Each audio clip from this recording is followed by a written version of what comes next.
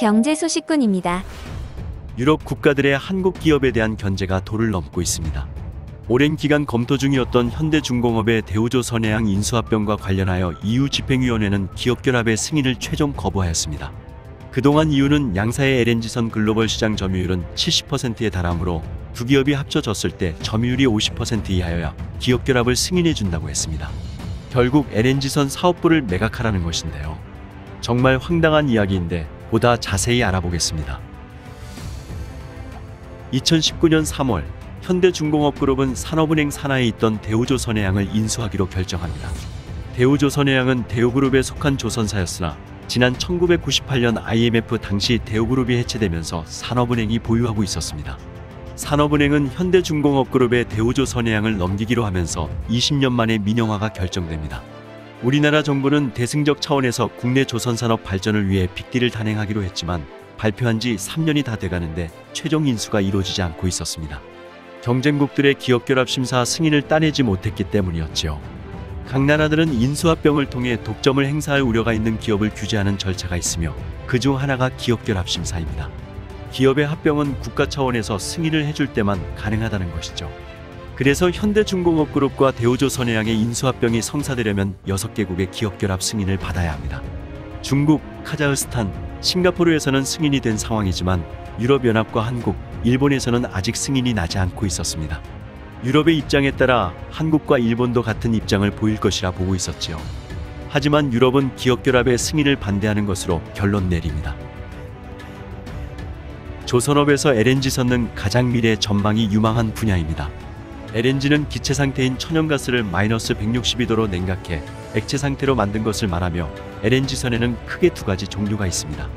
LNG 연료를 사용하여 동력을 전달하는 LNG 추진선과 LNG 자체를 장거리 수송하는 LNG 수송선으로 구분할 수 있습니다. 먼저 LNG를 연료로 사용하는 LNG 추진선은 기존 선박 연료인 벙커CU 대비 황산화물 배출량을 90% 이상 줄일 수 있습니다. 선박에서 배출되는 대기오염이 심각하다는 문제가 제기되자 국제해사기구 IMO는 전 세계 선박들의 선박 연료의 황산화물 함유량을 0.5% 이하로 줄이라고 규제 내립니다. 황산화물은 미세먼지와 대기오염의 주범 물질입니다. 만약 황산화물 함유량 기준을 지키지 않으면 IMO에 가입된 국가 항구의 출입이 금지됩니다. 이러한 이유로 LNG는 조선 해운업의 차기 연료로 낙점된 상황입니다. 또한 LNG 수송선도 전망이 좋습니다. 최근 유럽연합은 그린 텍소노미에 천연가스를 포함시켰습니다.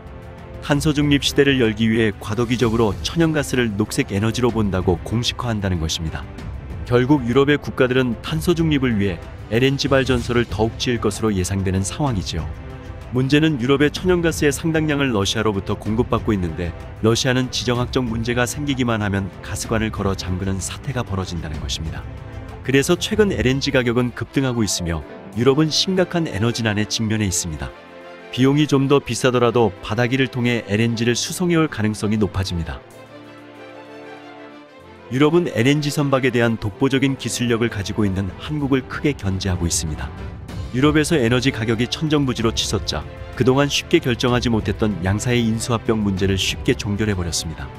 앞서 기업결합에 승인한 싱가포르는 조선시장을 단순 점유율로 지배력을 평가하는 것은 말이 안 되고 입찰이 중심이 된 조선시장에서는 유효 경쟁자의 존재 여부를 더 중점적으로 봐야 된다고 결합에 승인했습니다.